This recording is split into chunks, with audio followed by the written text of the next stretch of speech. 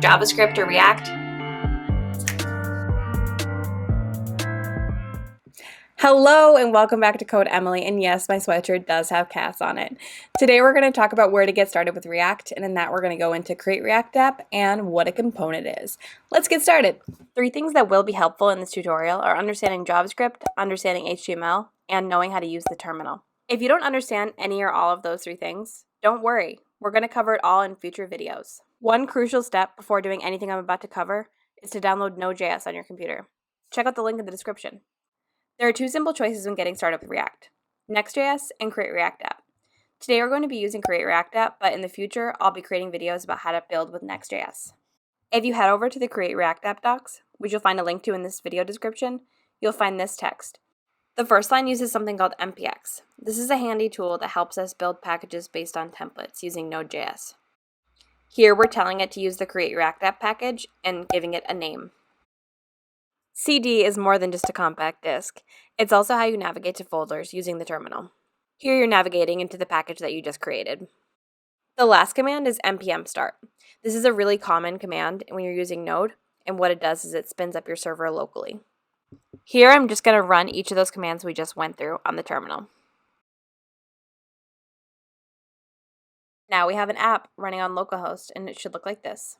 Let's dive into what is actually happening in this Create React app. All of the files on the left-hand side underneath source are the ones you'll be dealing with the most. Index.js is very important because it's how React actually gets appended to the browser's HTML. However, it's not something you'll need to touch much, if ever.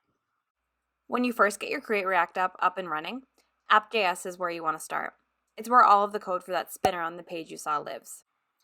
If you're brand new to React, this also might look kind of strange because there's HTML within the code. That's called JSX. Let's take a second to talk about what JSX actually is. It's a way for us to use HTML syntax inside of JavaScript. All HTML tags are supported inside JSX. Here are some tags supported, just like that person usually sings to you on your birthday, and many more. Yeah, there's a lot. Let's go into making our own component, and I'll explain a little bit more about what's going on in these files. A lot of the time when you're making components in an app, you'll want to create a folder called components and put them in there. Let's call our component example. 2 things are always required when you're creating a component. Those 2 things are a return statement and JSX. We're going to make a very simple component that is just the div element with the word example inside. Another really cool thing about JSX is that you can put words directly in the code to render. It's crucial to include an export statement, and otherwise the component itself wouldn't be able to be imported. Now we're going to go back to app.js and show our handiwork. Here we're going to import example the way that we wrote it. Grab it from components and add the title. Then now we're just going to delete all that code since it doesn't really matter, it's just boilerplate. And here's a really important piece of React. Once you've imported a component, you render that component the same way you would an HTML tag, with the name of what you've imported. Now in the bottom right corner, you can see what we've just created.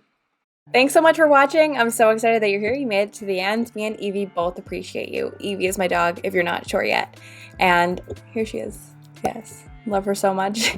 Anyways, if you like this video, definitely consider subscribing. There's tons more coming just like it. There's an entire React series on its way, and also tons of JavaScript videos, also videos about being a software engineer, etc. So can't wait to see you on the next one. Thanks.